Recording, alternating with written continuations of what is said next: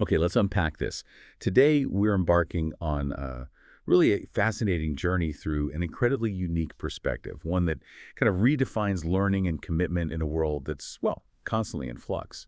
Our source challenges us to rethink not just what it means to be a, quote, student, but how we consciously shape our reality in an unfolding sci-fi world.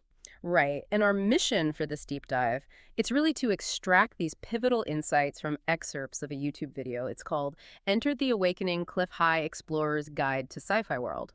The goal is to understand this distinctive framework for personal evolution, collective change. We'll be highlighting some surprising facts, maybe challenging some common assumptions you might have about knowledge and reality. And for those maybe not familiar with Cliff High, he often gets into what he calls webbot data, pulling out these sometimes unexpected patterns and predictions. He uses a very unique vocabulary too, which we'll definitely need to unpack as we go. Yeah, absolutely. And as we explore, you'll discover these intriguing connections the source draws, things like ancient languages, the discipline of martial arts, and something they call the woo. It really promises to give us a new lens, a way to view not just our personal growth, but maybe global events too. So let's start with a word. It might sound familiar, but as our source reveals, it holds, well, a much deeper meaning than its usual translation. The word is ka.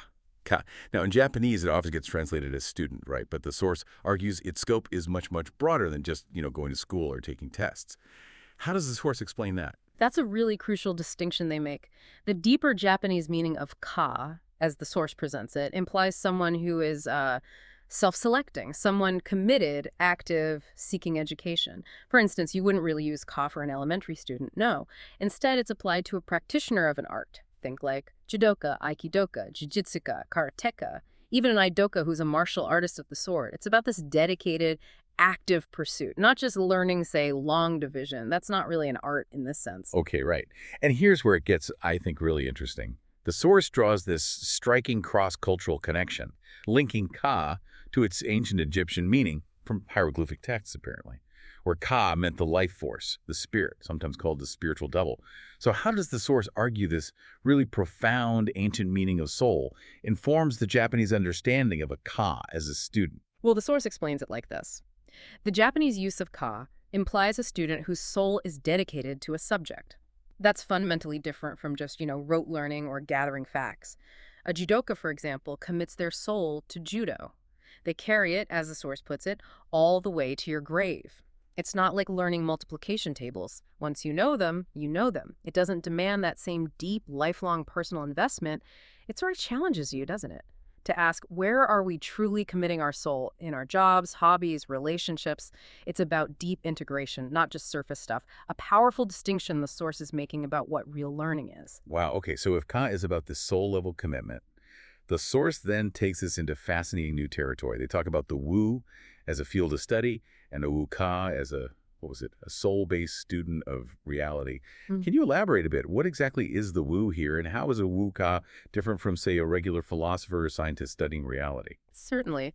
According to the source, the woo often refers to this dynamic, evolving field of universal information. It can involve things that might seem, esoteric or intuitive insights, maybe beyond conventional science. And within that framework, a wuka actively allows what they discover in the woo to actually alter them. They absorb it, let it fundamentally change their being, but it's always a conscious choice. The source really emphasizes that no one enters into it unwilling. Hmm. It's presented as this profound, self-selected transformation, way beyond just intellectual understanding. That's a powerful idea. Yeah. The subject changing the individual so deeply, it almost reminds me of that Latin phrase, ars gratia artis, art for art's sake. But the source seems to flip it, like the artist is grateful to the art for altering it, suggesting the art can transform you so completely you can't separate the art from who you are.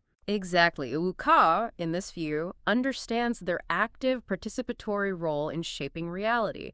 They recognize that everything you do is participatory in creating the woo for yourself and others. It's a profound level of engagement. And it's also notable, as you mentioned with ka, that it can also be translated as artist, implying this lifelong effort where the art and identity just become inseparable. Okay, but what about people who don't take on this active role? The source draws a pretty stark contrast with what they call normies, describing how these individuals tend to resist and ignore this awakening or the woo, even while maybe experiencing its effects. Yes, and the source goes into some detail about the typical interests of these normies. Things like money, personal issues, politics, law, celebrities, art, entertainment, some science, the usual concerns. And the prediction from the source is that these normies will likely drop out of this awakening process once their specific personal interests are met. So, for instance, when political issues they cared about get settled or some celebrity drama dies down, they just disengage. Their involvement is described as more transactional, not transformational. But the Wukao, they show this much deeper sustained commitment. They're not just happy to see their personal interests satisfied. Instead, the source says they want to pursue it to see how you are participating in expressing the Wu. It really makes you wonder about the fundamental difference in how they see reality. And this raises a big question, right? Why the difference in commitment? The source offers a pretty unique belief here that becoming a student, a Wooka, is something that's actually required of you by universe in one of your lives at some point. And after that happens, you become a student in every one of your lives. However, they do stress the choice involved. You can always choose to remain a normie and just, quoting the source here, sit here and drink my beer and, watch my sports. It's presented as a personal decision every step of the way. Right, the element of choice. This brings us to a really crucial point the source makes, that humanity is now entering an initiation phase. And this, they explain, is why their own Wu series is wrapping up, because it's time for sparking and initiation to take over. What exactly does this initiation mean? It's an intriguing concept. The source defines initiation not just as a starting point, but as a point of creation, something ephemeral, temporal, dynamic, active. And it fundamentally alters your potential, your opportunities. They use the analogy of Freemasons, highlighting how initiation is self-selected. It often involves overcoming barriers that are specifically designed to filter out, the casual participants. It's framed as a profound commitment you choose, and you have to work for it, apparently at a soul level. And within this initiation idea, we find this crucial relationship, senpai and kohai, common in serious arts like martial arts. Why is this dynamic considered so important for deep learning in this context? It seems to be a vital structure for real transformation, according to the source. The master doesn't directly instruct the newly initiated, the kohai. Because these new students, they first have to undergo specific kinds of alterations of themselves to even gain the understanding needed to grasp what the master is teaching. The dojo, in this kind of metaphorical sense, is described as a place where the student, through self-initiation, undertakes a massage, which the source explains as a kind of purification at a soul level. This process lets the student become, essentially, inseparable from the art itself. Okay, I see. And according to the source, many of these normies are now sparking themselves to become Wukao. They're becoming these kohai cap. And they apparently need to deeply study entities like the World Health Organization or the World Economic Forum to understand what the source calls past abuses. Right. And this puts a significant responsibility on the senpai, the senior students. The source really emphasizes they have this critical duty to stand up and go out and do work and help the kohai understand. The advice given for senpai is, well, be factual and maybe even factual and blunt to the point of brutality, but don't be cruel. Right. Remembering, how difficult their own journey was to get where they are. It sounds like tough love, but grounded in empathy. So, as humanity enters this initiation phase and more people become Wukao, the source predicts a major global shift, stating we're in the rebellion phase and moving into this sci-fi world, which they say will become ever so much more dramatic.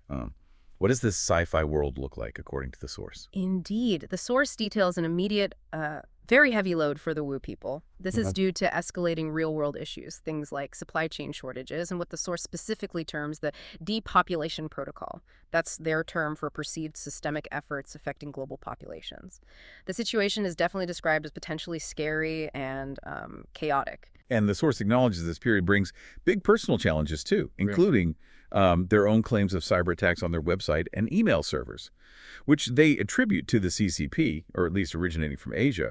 They also highlight the difficulties people face when they suddenly become caregivers for, say, dying relatives, real-world impacts. Yeah, despite these pretty heavy forecasts, the source presents this compelling, optimistic counter-narrative, but specifically for Wu people, emphasizing a lightness of spirit. Yeah.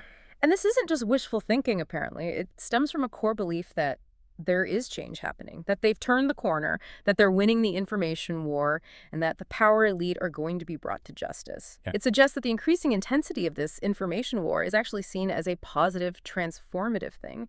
And how do they suggest maintaining this lightness amid all this? By recognizing your active role in it.